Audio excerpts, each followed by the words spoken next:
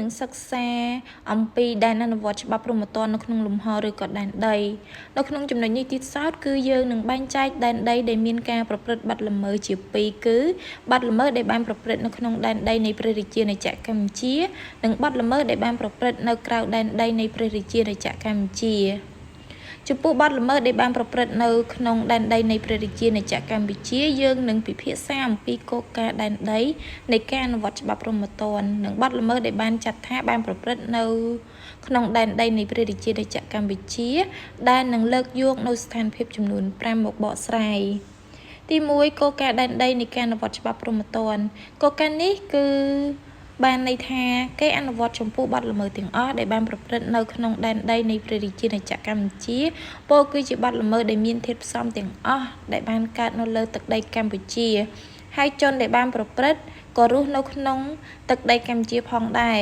នេះហៅថាបទល្មើសដែលបានប្រព្រឹត្តនៅក្នុងដែនដីនៃព្រះរាជាណាចក្រកម្ពុជា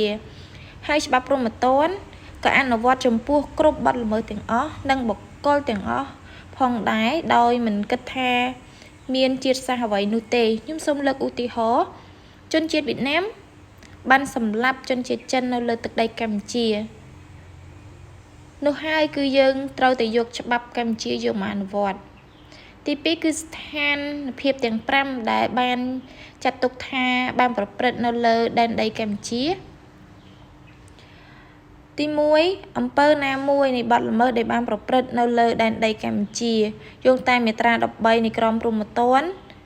បទល្មើសត្រូវចាត់ទុកថាបានប្រព្រឹត្តនៅលើដែនដីកម្ពុជានៅពេលដែលអំពើណាមួយនៃបទល្មើសនោះបានប្រព្រឹត្តនៅលើដែនដីកម្ពុជា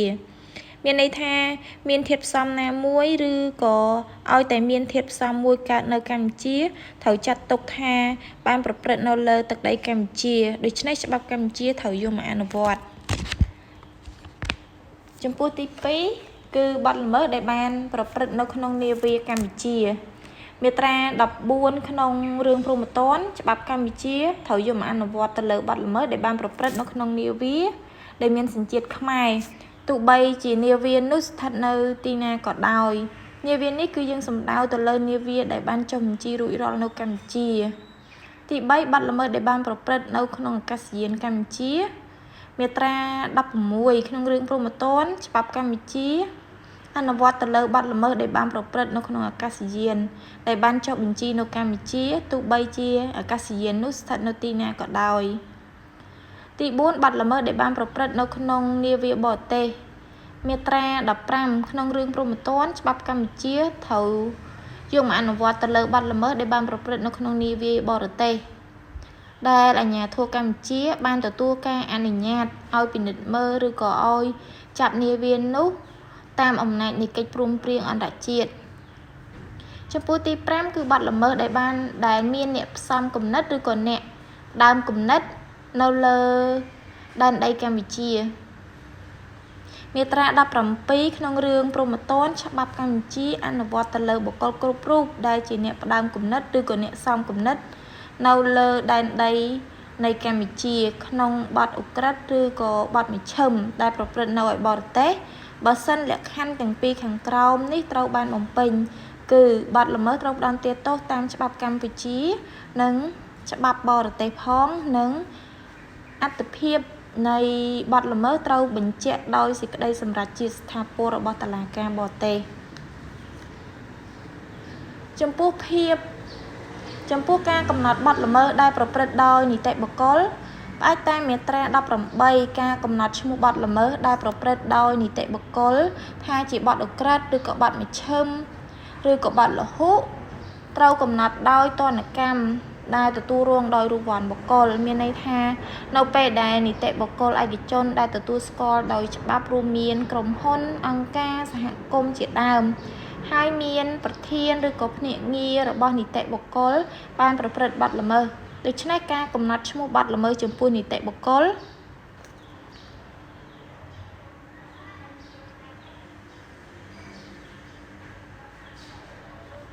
ដូចគ្នាជាមួយនឹងរូបវ័ន្តបុគ្គលដែរបើសិនមាត្រានៃបទល្មើសនោះមានចែងផ្តន្ទាទោសនីតិបុគ្គល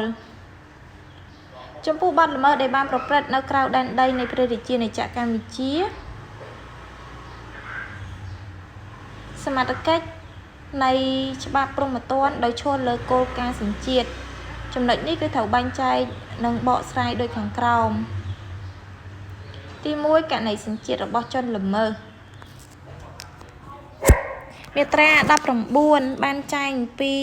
ជនល្មើសដែលជាពលរដ្ឋខ្មែរដែលបានប្រព្រឹត្តបទល្មើសនៅក្រៅដែនដីកម្ពុជាដែលក្នុងនោះគឺចែកចេញទៅតាមប្រភេទនៃបទល្មើសចំពោះបទឧក្រិដ្ឋ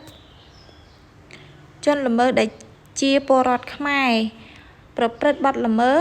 ក្រៅដែនដីកម្ពុជានោះច្បាប់កម្ពុជាមានអានុភាពអនុវត្តចំពោះបុគ្គលនោះតែម្ដងចំពោះបទមជ្ឈិមគឺពលរដ្ឋខ្មែរដែលជាជនល្មើសនៅក្រៅប្រទេសអាចនឹងត្រូវដន្ទាទោសតាមច្បាប់កម្ពុជាបានតើតែបទល្មើសនោះប្រទេសក្រៅកំណត់ថាជាបទល្មើសព្រហ្មទណ្ឌត្រូវផ្តន្ទាទោសដែរបន្ថែមពីនេះច្បាប់កម្ពុជាត្រូវយកមកអនុវត្តផងដែរទោះបីជាជនជាប់ចោទបានទទួលសញ្ជាតិក្រោយអំពើចោទប្រកាន់ក៏ដោយនេះជាការជៀសវាងថាខ្លាចមានការប្រព្រឹត្តបទល្មើសនៅក្រៅប្រទេសហើយ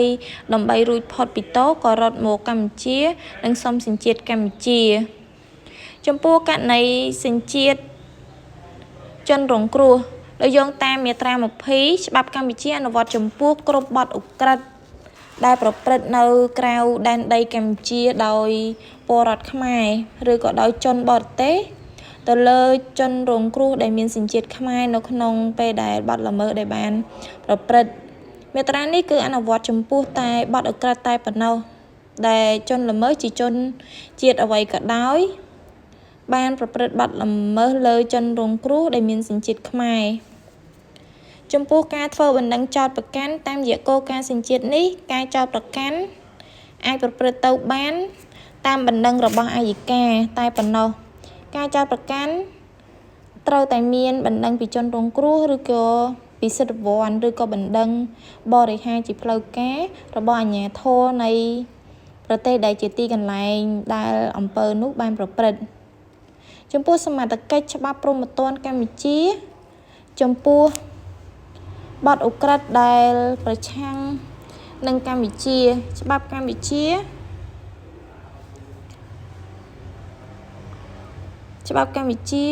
មានអានុភាពអនុវត្តទៅលើបទល្មើសដែលប្រឆាំងនឹងកម្ពុជាមានដូចជាបទល្មើសប្រឆាំងនឹងសុវត្ថិភាពនៃកម្ពុជាបទល្មើសក្លែងត្រាផ្លូវការនៃកម្ពុជាបទល្មើសក្លែងរូបិយវត្ថុនិងធនប័ត្រជាតិដែលមានតម្លៃស្របច្បាប់នៅកម្ពុជាបទល្មើសប្រឆាំងនឹងភ្នាក់ងារទូតឬកុងស៊ុលនៃកម្ពុជាចំពោះការមិនចោទប្រកាន់ត្រួតគ្នានឹងទោសដោយយោងទៅតាមមាត្រា23នៃក្រមព្រហ្មទណ្ឌពុំមានការចោទប្រកាន់ណាមួយអាចប្រព្រឹត្តប្រឆាំងនឹងបុគ្គលណាម្នាក់ដែលត្រូវបានជំនុំជម្រះជាស្ថាពរនៅឯបរទេសចំពោះអំពើល្មើសដដែលហើយក្នុងករណីដែលមានការផ្តន្ទាទោសបុគ្គលនោះបានបង្ហាញថាខ្លួនបានអនុវត្តទោសរួចរាល់ហើយឬក៏ទោសត្រូវបានរលត់ដោយការផតញ្ញាយុកាលនេះជាគោលការណ៍មិនចោទប្រកាន់ត្រួតគ្នាក្នុងរឿងតែមួយគឺឬក៏គោលការណ៍មិនជំរះក្តីពីរដងក្នុងរឿងតែមួយ